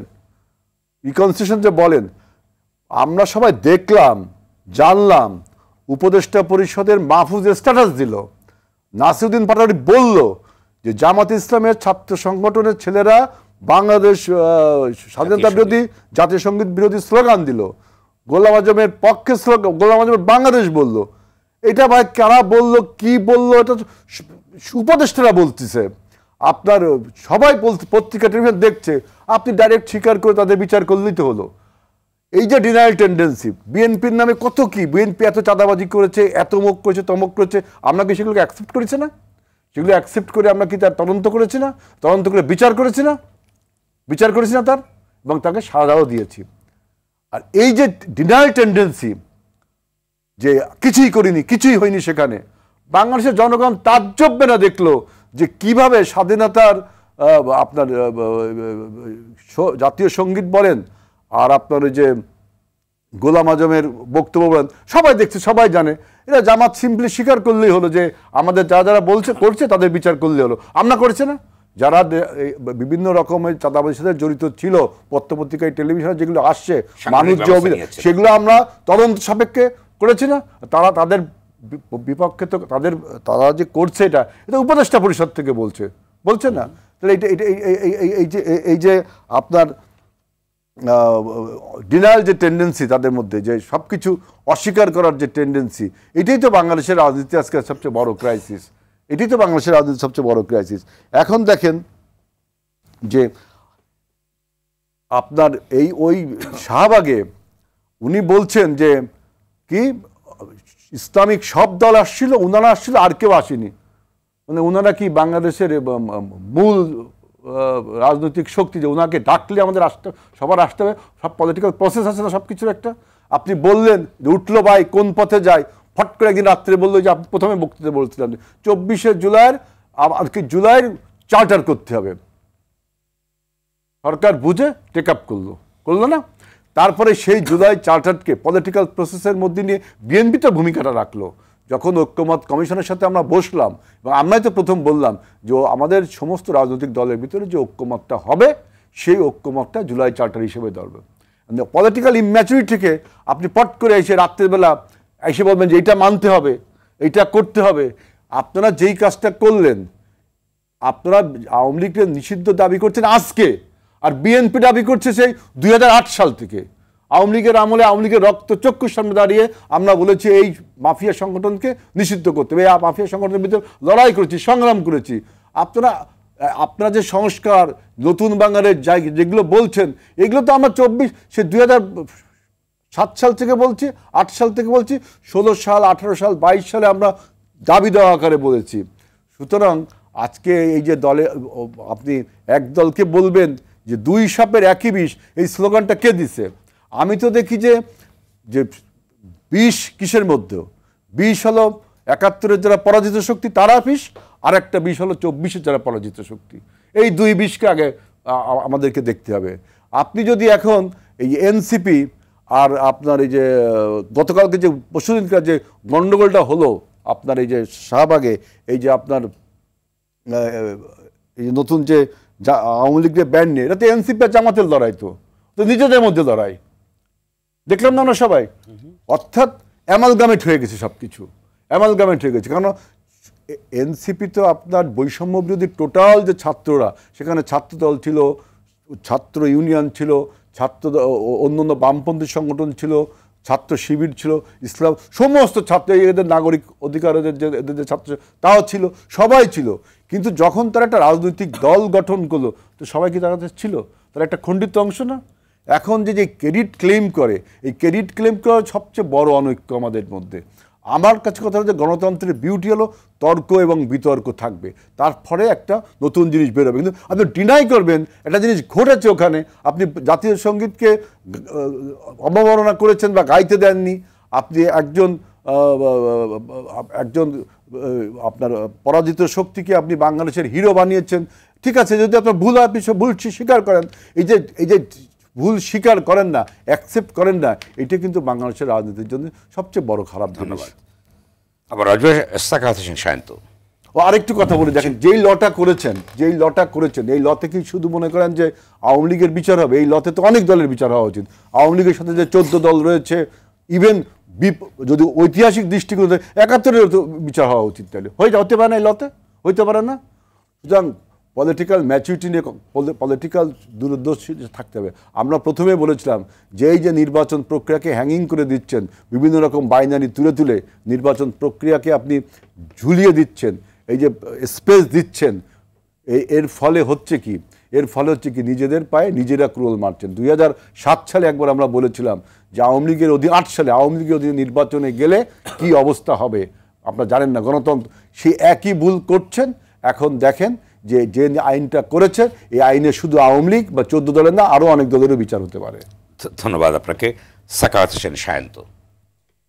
আমি এনসিবির প্রতিনিধি হিসেবে যেহেতু অ্যাডভোকেট শাকিল কথা বলছেন, তার কথা শুনে একটু হোঁচট খেয়েছি এই জন্য যে এনসিপি 24-এর গণ অভ্যুত্থানের মাধ্যমে তার একটা ফসল হচ্ছে এনসিপি। গণ অভ্যুত্থানে বিজয়ী শক্তির তারুণ্য নির্ভর নতুন চিন্তা, নতুন রাজনীতি উপহার দেবার অঙ্গীকার করে আসা দল এনসিপি। সেই এনসিপিতে পর্যায়ক্রমে তাদের স্বরূপ উন্মোচিত হচ্ছে। তো আমরা দেখতে পেলাম যে এক চিমটি ছাত্রলীগ, কয়েক চিমটি শিবির, আর কয়েক মুঠো সাধারণ ছাত্র, নির্দলীয় বা অন্য দলের 2-4 জন মিলে এনসিপি। তাদের কথায় অনৈক্য স্পষ্ট হয়ে ওঠে। এনসিপির পক্ষ থেকে সংবাদ মাধ্যমে বিবৃতি পাঠিয়ে 71 প্রশ্নে, শাহবাগে যা হয়েছে মুক্তিযুদ্ধ প্রশ্নে, সেটা নিন্দা করে বলা হয়েছে যে গোষ্ঠী 71-কে বিতর্কিত করবার মতো ভূমিকা এখানে নিয়েছে, এনসিপি এটা সমর্থন করে না, সে অবস্থা নিয়েছে। মাহফুজ উপদেষ্টা এবং এই ছাত্রদের প্রতিনিধি হিসেবে উপদেষ্টা পরিষদে আছে। মাহফুজ স্ট্যাটাস দিয়ে শিবিরের জামাতের আক্রমণের মুখে সেই স্ট্যাটাস প্রত্যাহার করেছে, আবার স্ট্যাটাস দিয়ে বলেছে যে আমি স্ট্যাটাস দিয়ে জামাত শিবিরের খরচের খাতায় চলে গেছি, আমি আর লিখব না। আমাকে মুজিববাদী বামরাও মেরে ফেলতে চায়, ছাত্র শিবিরও আমাকে হত্যা করার হুমকি দেয়, আমি আর লিখব না, তথাস্তু, এই বলে সে শেষ করে। সেইখানে এনসিপির এক একজন এক এক কথা বলে। আজকে শাকিলের কথায় হলো এক সুর, পাটোয়ারির কথায় এক সুর, মাহফুজ সরকারে থাকলেও তার এই গণঅভ্যুত্থানের ছাত্রদের প্রতিনিধি, তার কথায় এক সুর, নাহিদের কথায় আর এক সুর। তাহলে এই যে নতুন রাজনীতি, আবার তানভীর নামে ওনাদের একজন ছিল কি সুবেশদারি, 100 কোটি টাকার মামলায় ওনাদেরই বহিষ্কার করতে হয়। উপদেষ্টার পিএস হয় একজন ছাত্র, 100 কোটি টাকা কামাই করে বেরিয়ে যায়। এই এনসিপি তো আমরা প্রত্যাশা করি নাই। আমি ব্যক্তিগতভাবে এনসিপি নিয়ে খুবই মানে উচ্চাকাঙ্ক্ষা পোষণ করেছিলাম যে এরা আমাদের অন্তত বাধ্য করবে, এই যে প্রচলিত ধারার যে পুঁজিবাদী রাজনীতি যেই বড় দলগুলো করছে, তাদের বিভিন্ন অনিয়ম অতীতে হয়েছে, কম বেশি সবারই হয়েছে, তারা যেন অন্তত এনসিপির কারণে, তাদের ভালো রাজনীতির কারণে চাপে পড়ে বাধ্য হয় ওই তাদের কিছু যে খারাপ কাজ আছে সেখান থেকে নিজেদের বিরত রাখতে। কিন্তু এনসিপিও দেখছি সেই একই রকম, এবং ভাষণ দেখে বুঝি যে এ ছাত্র শিবির থেকে আসা নেতা, এ বামধারা থেকে আসা এনসিপি, এ বা ছাত্রলীগ থেকে আসা এনসিপি, আর এ নির্দলীয় বা ওই যে গণঅধিকার পরিষদ থেকে প্রবাহিত এনসিপি। এই যে পাঁচবিশালী এনসিপি, এই এনসিপি তো আমরা প্রত্যাশা করি না। সুতরাং স্পষ্ট অবস্থান এনসিপিকেও নিতে হবে। তাদের নিয়ে যে অভিযোগ উঠেছে স্পষ্টত এটা যে রাজনীতি করেন, নেতৃত্ব দেন, টকশো করেন, আর এটুকু জানেন না যে শাহবাগে ওইখানে গুরুত্বপূর্ণ জায়গা বিবেচনায় দুইটা গুরুত্বপূর্ণ হসপিটাল, পিজি হাসপাতাল, বাংলাদেশ মেডিকেল বিশ্ববিদ্যালয় যেটা, এবং বারডেম, এবং পাশে যমুনার এখানে প্রধান উপদেষ্টার বাসভবন, সেই জন্য এই এলাকা সভা সমাবেশ নিষিদ্ধ করা হয়েছে ঘোষণা করে ডিএমপি করেছে। সরকারের তরফ থেকে নির্দেশনা জারি করা হয়েছে। এখন সেই নির্দেশনা জারি করে আপনি বিএনপির সঙ্গে বেগম খালেদা জিয়ার আসার সেটার পানির সঙ্গে ওনারা প্রত্যেকেই দেখি বিভিন্ন টেলিভিশনে উদাহরণ দেয় এই পানির যে ছিটানোকে জায়েজ করবার জন্য। বেগম খালেদা জিয়ার আগমন যেটা, সেটা সরকারকে চ্যালেঞ্জ করে, সরকারের বিরুদ্ধে কোনো আন্দোলন ছিল না, কোনো সরকারের নির্দেশনা ভঙ্গ করে রাস্তা দখল করে আন্দোলন ছিল না, সরকারের পারমিশন নিয়ে নেত্রীকে রিসিভ করার একটা কর্মসূচি ছিল।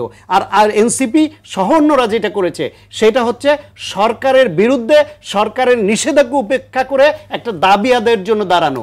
সেইখানে পানি ছিটানোর যে বন্ধুত্ব, এটা তো 13 সালে যে শাহবাগী প্রজন্ম ছিল, যাদেরকে বিরিয়ানি খাইয়ে, ভ্রাম্যমাণ আদালত টয়লেট দিয়ে, যাদেরকে টাকা দিয়ে, সরকারি প্রোটেকশন দিয়ে, স্টেট প্যাট্রোনাইজড ওয়েতে যে মুভমেন্টটা হাইপ তোলা হয়েছিল বিশেষ উদ্দেশ্যে, এখন এখানেও যখন সরকারের তরফ থেকে ওই রকম প্যাট্রোনাইজেশন আসে, এই সন্দেহ আসা তো অমূলক না। তবে তারপর আমি ধন্যবাদ জানাই যে তারা মাঠে নেমেছিল, সেটা সরকার নামাক অথবা এরা নিজ উদ্যোগে নামুক অথবা যে কোনো কারণে হোক তারা নেমেছিল, এটুকু উপলক্ষ করে আওয়ামী লীগের কার্যক্রম এবং নিবন্ধন বাতিল হয়েছে, এটা হওয়ার দরকার ছিল। সরকারের কোনো খেলা আছে কিনা সেটা ভিন্ন প্রশ্ন, এনসিপির এখানে কি খেলা ছিল ভিন্ন প্রশ্ন, কোন দেশের কি খেলা ছিল সেটাও ভিন্ন প্রশ্ন। শেষ যে অর্জনটা হয়েছে আমি সেটাকে সাধুবাদ জানাই। বিএনপিও আনন্দ প্রকাশ করেছে, সাধুবাদ জানিয়েছে, কারণ বিএনপি 10 ফেব্রুয়ারি প্রধান উপদেষ্টার কাছে দেখা করে লিখিতভাবে বলে আসছিল আওয়ামী লীগকে গণহত্যার অভিযোগে, ফ্যাসিবাদের অভিযোগে বিচারের আওতায় আনতে হবে, আওয়ামী লীগকে, আওয়ামী লীগের নেতাদের আনতে হবে। যদি সরকার ভদ্রভাবে ভদ্র ভাষা বুঝতো, রাজনৈতিক ভাষা বুঝতো, তাহলে ওই লেখার পরেই এই উদ্যোগ নিত এবং আলোচনা করত। সেটা না করে বলে আমাদের নিষিদ্ধ করার পরিকল্পনা নাই। এই এনসিপির প্রতিনিধিরা, ছাত্রদের প্রতিনিধিরা বলে উপদেষ্টার সঙ্গে কথা বলে মনে হয় তারা পশ্চিমাদের ভাষা বুঝে চলছে, তারা মনে হচ্ছে করবে না, পশ্চিমাদের মনোভাব বুঝে চলছে। আর আজকে অর্জন হয়েছে, ভালো কথা। এই অর্জনটা যদি ভদ্রভাবে সরকার মানত তাহলে এনসিপি এই বিতর্কে পড়তো না, জামায়াত শিবির যে স্লোগান দিয়ে নতুন বিতর্ক তৈরি করেছে সেটাও হতো না। আবার সরকার ন্যায়সঙ্গত একটা দাবি এই গণঅভ্যুত্থানের পক্ষের শক্তি হিসেবে না মেনে কিছু লোক রাস্তায় নামার পরে যে তারা যে এদের নত স্বীকার করে মানলো, সেটা সরকারের জন্য ভালো। আবারও আসবো শুভ কিবরিয়া। জি, আমি ডক্টর সায়ন্ত শাখাওয়াতের উত্তেজিত বক্তব্য শুনছিলাম, ভালোই লাগছে। আমরা সবসময় খেয়াল করি এরকম, মানে থিওরিটিক্যালি আপনি যদি দেখেন যে আমাদের এই এরকম একটা অভ্যুত্থান কেন হলো, তার আগে যদি দেখেন 1/11 কেন আসলো, এই সমস্ত ঘটনাগুলো ঘটে আমাদের, মানে এরকম একটা ইন্টারিম গভর্নমেন্ট কেন আসলো হচ্ছে আমাদের রাজনৈতিক দলগুলো ব্যর্থ হয়েছে। আমাদের রাজনৈতিক দলগুলো প্রাতিষ্ঠানিকভাবে তার যে দায়িত্বটা পালন করার দরকার সেই জায়গাটায় ব্যর্থ হয়, ফলে অরাজনৈতিক শক্তিগুলো এখানে আসে। আবার অরাজনৈতিক শক্তিগুলো যখন আসে, সেখান থেকে আবার যখন আমরা রাজনৈতিক শক্তিতে ট্রান্সফর্ম করতে যাই, তখন এই টেনশনগুলো কাজ করে। এখন যে টেনশনটা দেখা যাচ্ছে, বড় দল হিসেবে বিএনপির একটা টেনশন হচ্ছে যে ইলেকশন আদৌ হবে কি হবে না। লাইভে হয়তো বলে না, কিন্তু ব্যক্তিগত আলাপচারিতায় সবাই, আমি একেবারে ইসলামী দল থেকে শুরু করে সবার কাছে বলছি যে পলিটিক্যাল একটা আনসার্টেনিটি শুরু হয়েছে, আনসার্টেনিটি শুরু হয়েছে যে ব্যক্তিগত। আচ্ছা ঠিক আছে, প্রকাশ্যেই বলছি, কারণ বিএনপি প্রকাশ্যেই বলছে যে তারা একটা টেনশনে আছে, যে টেনশন আনসার্টেনিটি শুরু হয়েছে। হ্যাঁ, আনসার্টেনিটি তো একটা টেনশন তৈরি করছে, আমরা মোকাবেলা করতে হবে, আমরা টেনশন নেই, আমরা মোকাবেলা করব আনসার্টেনিটি। আচ্ছা ঠিক আছে, আপনাদের কোনো টেনশন নাই, আপনারা মোকাবেলাই করবেন। আপনারা মোকাবেলাতে করে আসতেছেন এবং মোকাবেলাই করতে হবে, মোকাবেলা করেই তো যেতে হবে। বড় রাজনৈতিক দলগুলোকে তাই তো করতে হয়, অতীতেও তাই করেছেন, ভবিষ্যতে তাই করবেন। এবং সবচেয়ে ইন্টারেস্টিং বিষয় হচ্ছে আজকে দেখে মনে হয় যে আমরা এসব রাজনৈতিক দলের শাসন বাংলাদেশে দেখিনি, আমরা সবার শাসন দেখেছি, সবার দোষগুণ আমাদের জনগণের সামনে আছে। এখানে একটা খুব মানে এই যে এনসিপি নিয়ে যে সমস্যাটা হচ্ছে, এটা দেখেন আমাদের এখানে একটা নতুন দল আসলে, এবং এই দলটা কোনো ব্যক্তিকেন্দ্রিক দল না। আমাদের রাজনীতি আবর্তিত হয় ব্যক্তি এবং প্রতিষ্ঠানের চাইতে ব্যক্তির কাল্টের উপরে, পরিবারের কাল্টের উপরে। এইটা উপরে ভিত্তি করে আমাদের দুই প্রধান রাজনৈতিক দল দাঁড়িয়ে আছে এবং তাদের আদর্শ দাঁড়িয়ে আছে। তো সেখানে যখন একটা নতুন বহুমাত্রিক দল আসছে তারা একটা চ্যালেঞ্জের মধ্যে পড়বে এবং তারা নানা রকম ভুল ত্রুটি করছে এবং তাদের বিরুদ্ধে অনেকে যে সায়ন্ত শাখার যে অভিযোগ তুলছে সেটাও খুব মানে খুবই গ্রহণযোগ্য অভিযোগ, যে আমরা তো আশা করেছিলাম যে এই ছাত্রদের কোনো দুর্নীতির কথা আমরা শুনবো না, কিন্তু এদের কাছে আমরা দুর্নীতির কথা শুনছি, আমরা অনেকের জীবনযাত্রা নিয়ে কথা তুলছি। আবার পাশাপাশি এটাও ঠিক, এই প্রশ্নটা ওঠাও খুব উচিত যে এই জীবনযাত্রা কিভাবে তারা চালাচ্ছে। একজন এসে মার্সিডিজ গাড়ি চালাচ্ছে, 7 দিনে যদি মার্সিডিজ গাড়ি চালায় তাহলে এই প্রশ্ন আমাদের উঠতে পারে ক্ষমতা আসলে কি হবে, ক্ষমতা আসলে কি হবে। আর এই যে 15 বছর 20 বছর যারা ক্ষমতার বাইরে ছিল তাদের জীবনযাপন যে চলছে, তাদের যে নানা রকম খরচপাতি চলছে, সেটাও কিন্তু প্রশ্ন আসবে। এবং আগামী ইলেকশনে আমি এটা মনে করি খুবই যৌক্তিক প্রশ্ন যে আমাদের পলিটিক্যাল ফাইন্যান্সিংটা কিভাবে হবে। ঠিক আছে, এটাও একটা ব্যাপার যে আমাদের এই যে ধরেন আজিজুল বারী হেলাল 15 বছর পালিয়ে আছেন, তাহলে এখন তার জীবনটা কিভাবে চলবে, কর্মীদের জীবনটা কিভাবে চলবে, এটা তো আমাদের একটা পলিটিক্যাল সেটেলমেন্টে আসতে হবে যে আমাদের রাজনৈতিক অর্থায়নটা কিভাবে হবে, একটা প্রসেসে আমরা বাইর করতে পারবো। প্রসেস যদি বাইর করতে না পারি তাহলে নানাজন নানা রকম চেষ্টা করবে, আমরা এই অভিযোগ তুলতেই থাকবো এবং ওনারা একজন করে অভিযোগ আসবে, একজন করে সাংগঠনিকভাবে তাকে বরখাস্ত করতে থাকবে। তো এইটা একটা প্রবলেমের মধ্যে আছে এবং এটা একটা তো রোগ, তাই না? আপনি রোগের উপশম নাম করে একটা করে ঘা হবে আর ঘা কাটবেন, এভাবে তো চলতে পারে না। তো এটা একটা জায়গা। তো আমি মনে করি যে এখন চ্যালেঞ্জটা আমাদের ইন্টারনাল আছে, আমি এক্সটার্নাল চ্যালেঞ্জকে অনেক বড় চ্যালেঞ্জ মনে করছি।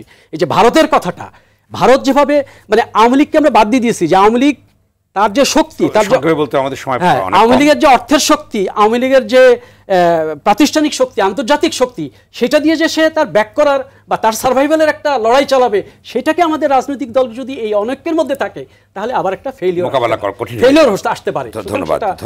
ফেলিওর আসলে কেউই বাঁচবে না। ফারুক হাসান জি বলুন।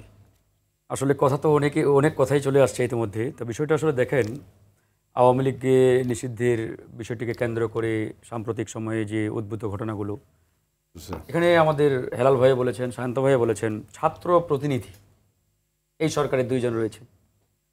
আসলে এই বিষয়টা ততক্ষণ পর্যন্ত সঠিক বা ঠিক ছিল যতক্ষণ পর্যন্ত তারা কোনো রাজনৈতিক প্ল্যাটফর্ম গড়ে তোলে নাই বা ঘোষণা করেন নাই। মানে এনসিপি গঠনের আগ পর্যন্ত তারা ছিল ছাত্র প্রতিনিধি বা গণ অভ্যুত্থানের প্রতিনিধি। যেদিন তারা রাজনৈতিক প্ল্যাটফর্ম আত্মপ্রকাশ করলেন বা ঘোষণা করলেন, সেদিন থেকে তাদেরকে আর ছাত্র প্রতিনিধি বলা বা গণ অভ্যুত্থানের প্রতিনিধি বলার কোনো সুযোগ নেই। এবার ধরেন যেদিন তারা এই সরকারে অন্তর্ভুক্ত হলেন ছাত্র প্রতিনিধি বা গণ অভ্যুত্থানের প্রতিনিধি হিসাবে 3 জন, তাদের দায়িত্ব কি ছিল? জনগণের যে ডিমান্ড, যে আকাঙ্ক্ষা, যে চাহিদা, যে প্রত্যাশা, সেটা তারা ওই সরকারে গিয়ে বাস্তবায়ন করবেন। তাহলে এই যে আওয়ামী লীগ নিষিদ্ধকরণ, এটা তো জনগণ 5ই আগস্টের রায় দিয়ে দিয়েছে। এখন আমার প্রশ্ন, গণ অভ্যুত্থানের 3 জন প্রতিনিধি, পরে একজন বেরিয়ে দল গঠন করেছেন ইত্যাদি, যাই হোক, 2 জন প্রতিনিধি থাকা সত্ত্বেও বিগত 9 মাস বা 10 মাসে এই 2 জন প্রতিনিধি ক্যাবিনেট মিটিংয়ে এই ধরনের কোনো প্রস্তাব উত্থাপন করেছিলেন? আওয়ামী লীগ নিষিদ্ধের প্রশ্নে কোনো প্রপোজাল তোলার পরে কোনো উপদেষ্টা বিরোধিতা করেছে বা কোনো উপদেষ্টা চায় না ইত্যাদি, এটা তো আমাদের জানা দরকার ছিল। তারা কিন্তু এটা সদুত্তর দিতে পারে নাই। আমরা বলেছি যে তোমরা তো গণ অভ্যুত্থানের প্রতিনিধি হিসেবে এখানে না, ফারুক হাসান আমরা কিন্তু নিষিদ্ধ হয়েই গেছে, এখন রাজনীতি কোন দিকে বাংলাদেশের? এখন ওখান থেকেই তো মূল সূত্রপাত। এখন তারা এই ঘটনাকে কেন্দ্র করে বিএনপিকে ব্লেমিং করা বা জামাতকে ধরেন যে একটা বিভক্তির মধ্যে ফেলে দেওয়া বা অন্যান্য দলগুলোকে মানে সেগ্রিগেটেড করে দেওয়া, এটার মাধ্যমে তারা আসলে কি করতে চায়? আমার তো ধারণা তারা এখানে বড় ধরনের একটা গেম খেলছে। আরো দুটো জিনিস সংযুক্ত করেছেন আপনারা, সেটা হচ্ছে জাতীয় পার্টি এবং 14 প্রস্তাব তুলেছেন এবং তার পরিপ্রেক্ষিতে যারা আজিল হেলাল বলেছেন যে ঐতিহাসিকভাবে অনেকেই এই হতে পারে আসতে পারে। এই যে একটি অবস্থা, এই যে তালিকা এবং যে প্রেক্ষাপট বড় হচ্ছে, সেখানে কি দাঁড়াবে কি? বুঝতে পেরেছি। আমার কথা হচ্ছে, আপনি যে দোষে আওয়ামী লীগকে দোষী বানিয়ে নিষিদ্ধ করলেন, ঠিক একই দোষে কিন্তু জাতীয় পার্টিও দোষী, 14 দলও দোষী।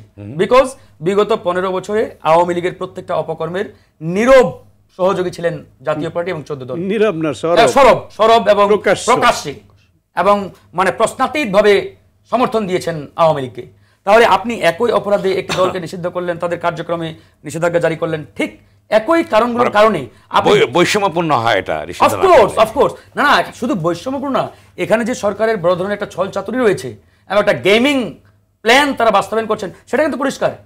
এই সরকার এই ঘটনাকে কেন্দ্র করে নির্দিষ্ট একটা দলকে রাজনীতির ময়দানে প্রতিষ্ঠা করা, তাদেরকে লাইমলাইটে নিয়ে আসা, তাদেরকে তুলে নিয়ে আসার যে একটা মিশন বাস্তবায়ন করছেন, এটা তো পরিষ্কার। তা না হলে আপনি আওয়ামী লীগকে নিষিদ্ধ করলেন, ঠিক একই কারণে কেন জাতীয় পার্টি এবং 14 দলকে নিষিদ্ধ করবেন না? তার মানে কি আপনারা চাচ্ছেন জাতীয় পার্টি এবং 14 দলের নিষিদ্ধের জন্য আমরা আবার রাজপথে নামি, আবার আন্দোলন করি, আবার যমুনা ঘেরাও করি? এটা চাই? আমার তো মনে হয় যখনই কিছুদিন পরে ওই এনসিপির দুর্নীতি, আকাম কুকাম জনগণের সামনে হাজির হবে, তাদের ওই ইমেজ ডাউনের দিকে যাবে, ঠিক তখনই বোধহয় সরকার থেকে বলবে যে ঠিক আছে ট্রাম্প কার্ড দিয়ে দিলাম, তোমরা এবার জাতীয় পার্টির নিষিদ্ধের জন্য রাজপথে নামো। ঠিক আছে শান্ত ভাই? তখন তারা রাজপথে নামবে, পপুলার ইস্যু, জনগণ বাহবা দিবে, হ্যাঁ ইয়েস ইয়েস রাইট, এটা হতে পারে। কারণ আওয়ামী লীগ নিষিদ্ধকরণের বিষয়টি পুরোপুরি এরকম, বুঝছেন? তো এখন 2 দিন পরে এরকম ইস্যু আবার সামনে আসবে কিনা সরকারি প্রেসক্রিপশনে, এটা তো আসলে না বুঝার কিছু নেই। এখন সরকার যে সন্ত্রাস বিরোধী আইন ইতিমধ্যে প্রেসিডেন্টকে সরানো দরকার, এটা তো আসলে আর বলার কি আছে ভাই। ধন্যবাদ। এখন আমি ভাই একটু আমি এনসিপির কাছে যাব। আমি ওই যেটি আপনি বলছেন যে সন্ত্রাস বিরোধী যে আইন, এই আইনটি ইতিমধ্যে সরকার সংশোধন করেছে। এখন একটা আইন যখন তৈরি হয় বা সংশোধন হয়, ওই আইনের কাঠামোর মধ্যে যারাই পড়বে তাদেরই বিচার হবে। আর কারা পড়বে এটা তো বিচার চলতেই থাকবে। এটা তো সরকার আইন কেন তৈরি করেছে? বিচারের জন্যই তো, এবং নিষিদ্ধ চলতেই থাকবে প্রক্রিয়াটি। এখন আইনের ফর্মুলার মধ্যে যারা পড়বে তারা তো আসবেই, এটা তো না বলার কিছু নেই। ধন্যবাদ। এখন আমাদের বর্তমান যে রাজনীতি এবং রাজনীতির গতিপথ, আসলে সায়ন্ত ভাই ঠিক বলেছেন, এই যে নব যে গঠিত রাজনৈতিক দল, বিপ্লবীর যে ফসল যেটাকে আমরা বলি, এদের কাছে সত্যিকার অর্থে আমাদের অনেক প্রত্যাশা ছিল, অনেক প্রত্যাশা। আমরা আসলে চেয়েছিলাম যে এদের মাধ্যমে বাংলাদেশের রাজনীতি শুরু করেছে, যেটি এখন শুরুটা তাদের প্রত্যাশা কিন্তু আপনাদের কাছেও আছে, আপনারাও কিন্তু এই আন্দোলনের সঙ্গে যুক্ত ছিলেন, আপনাদের আমাদের আছে, আপনাদেরকেও আমাদেরই শিষ্য, আপনাদেরও আমাদের দলই ছিলেন আগে। ধন্যবাদ। এখন এখানে একটা কথাই বলে শেষ করব, জীবন যাপন চলাফেরা আপনাদেরকেও লক্ষ্য করছে মানুষ। সোজ দ্য ডে, মানে দিনটা কেমন যাবে সকালটা দেখলেই তো বোঝা যায়। এদের এই যে ইনাগুরেশনের যে কার্যক্রম বা শুভ সূচনার মাধ্যমে যে অবস্থা, এখন আগামীতে এরা কি নতুন বন্দোবস্ত জনগণকে উপহার দিবে তা তো আজকে দেখতে পাচ্ছি। ধন্যবাদ। অ্যাডভোকেট শাকিল আহমদ। জি, আমি প্রথমে কথা বলতে চাই হেলাল ভাইয়ের একটু করে। হেলাল ভাই মনে আমার কথার ভুল বুঝেছেন। প্রথমত আমি বলেছিলাম যে এই যে সাপের বিষয়ের কথা বলা হয়, এটা আমাদের কথা না, এটা অনেক জনগণ বলেন বলেই কিন্তু আমাদের এই দল করার প্রয়োজন পড়েছে। সেকেন্ড হচ্ছে, বাংলাদেশের বর্তমানে বিএনপি সর্ববৃহৎ দল, এবং বিএনপির মতো নির্যাতনের শিকার কিন্তু আমলে আর কেউ হয়নি, এটাও কিন্তু নিশ্চিত। জামাত এবং বিএনপির যে নির্যাতনের শিকার হয়েছে আমলে, এটা ইতিহাসের বিরল। এবং এনসিপি কিন্তু বিএনপিকে কখনোই শত্রু মনে করে না, কারণ এনসিপি মনে করে বিএনপি যে বৃহৎ দল, বিএনপির সাপোর্ট, বিএনপির পরামর্শ এবং বিএনপির সাথে এক পথে চললেই বা বিএনপির সাথে নিয়ে নতুন ভাবে দেশ গড়ার সুযোগ পেলেই কিন্তু এই দেশটা গড়া যাবে। বাকি সব দল একদিকে, বিএনপি আরেকদিকে, তখন কিন্তু সেইটা কার্যকর হয় না। আপনারা দেখেছেন প্রেসিডেন্ট চুপ্পুকে সরানোর বিষয়ে কিন্তু অনেক দল একমত হয়েছিল, বিএনপি চাইনি, তাই চুপ্পুকে সরানো যায়নি। এটা হেলাল ভাই নিশ্চয়ই একমত হবেন এখানে। এটা একটু ইন্টারভেনশন করতে, একটা মিথ্যা মানে মেসেজ যদি জাতির কাছে দেওয়া হয়, জাতি বিভ্রান্ত হবে। আমি আপনার শপথ নেওয়ার দিন আমি নিজে বঙ্গভবনে ছিলাম, আমরা বিএনপির যারা উপস্থিত ছিলাম যে এটা কি হচ্ছে, উপদেষ্টারা আমি যাই দেখি চুপ্পুর আন্ডারে শপথ নিচ্ছে। তখন এটা মনে ছিল না? আপনি চুপ্পুর আন্ডারে শপথ নিয়ে পরে বলছেন যে চুপ্পুকে দাদা আপনি শপথ ভঙ্গ করলেন, তখনই তো আপনার বিচার হওয়া উচিত। আপনি চুপ্পুর আন্ডারে তখন আপনি নিলেন কেন চুপ্পুর আন্ডারে শপথ? তখন তো আমরা বিরোধিতা করেছি, ওই বঙ্গভবনে তো বিরোধিতা করেছি, আমরা যারা দর্শক হিসাবে গিয়েছিলাম, যে চুপ্পুর আন্ডারে আপনি শপথ নেন কিভাবে? আপনি যখন যা বলবেন সেটা কি হবে? শাকিল আহমেদ, আমি আপনার সাথে এখানে 100% একমত। আমি ব্যক্তিগতভাবে বলি, সবসময় আমরা মনে করি বা আমি মনে করি যে চুপ্পুর কাছে শপথ নেওয়াটা হয়েছে আমাদের সবচেয়ে বড় ভুল, এবং 24 অভ্যুত্থানের সবচেয়ে বড় ভুল।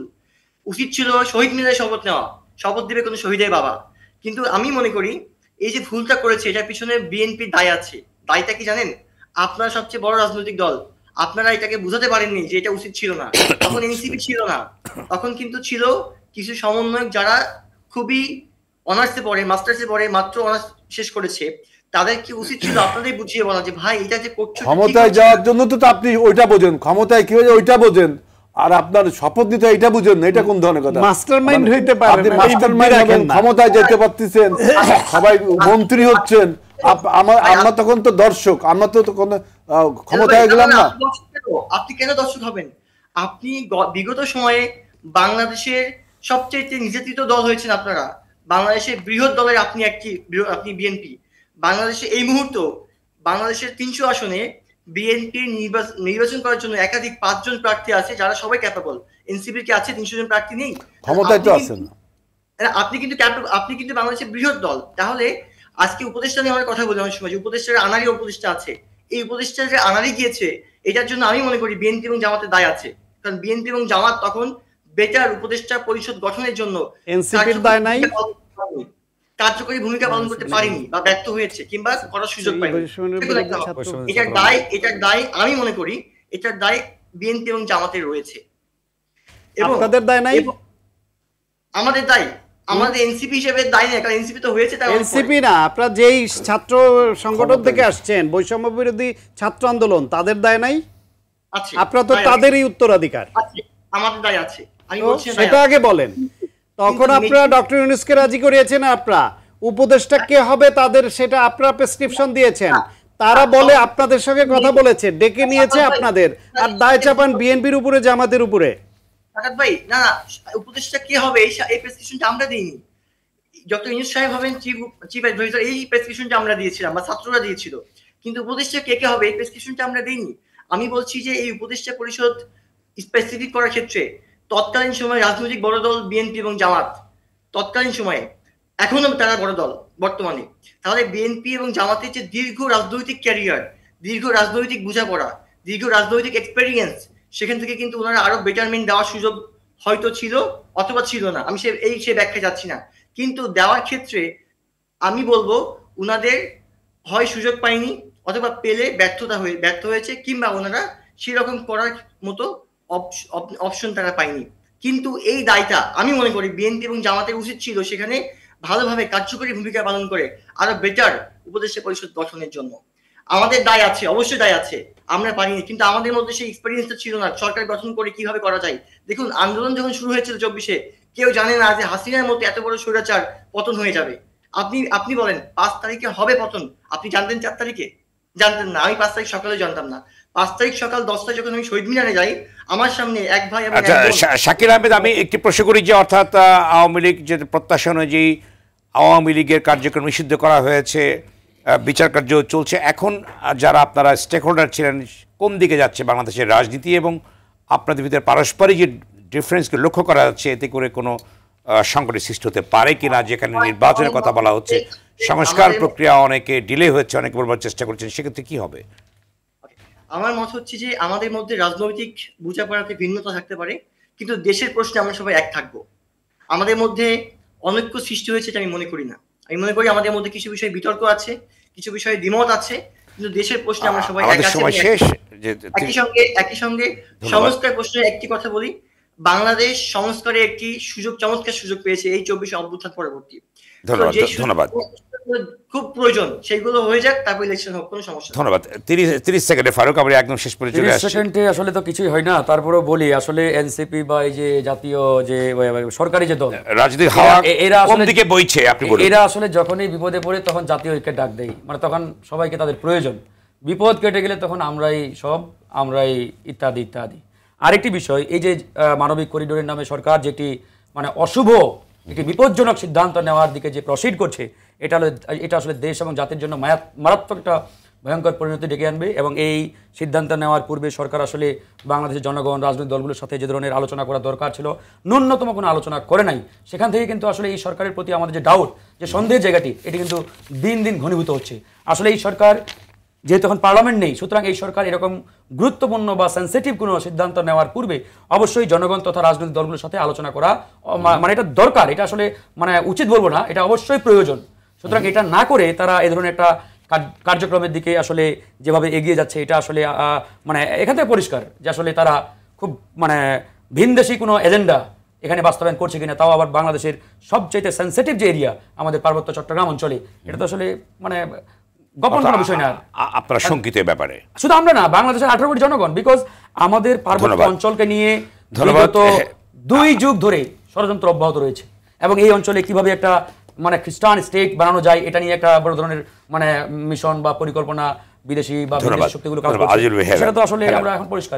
আমার বক্তব্য হলো যে দেখেন যে আমাদের মধ্যে কোন দিকে বইছে হাওয়া, রাজনীতি বইছে কোন দিকে, এটা কমপ্লিট অনিশ্চয়তা আমি দেখতে পাচ্ছি। কারণ বিভিন্ন রকম ন্যারেটিভ সরকার তুলে আপনার দেখেন যে এখন আমাদের মধ্যে যে কথাবার্তাগুলো হলো, অসব গণতন্ত্রের তর্ক বিতর্ক থাকে, এর ফলে একটা নতুন অপরচুনিটি তৈরি হয়, এটাও ঠিক আছে।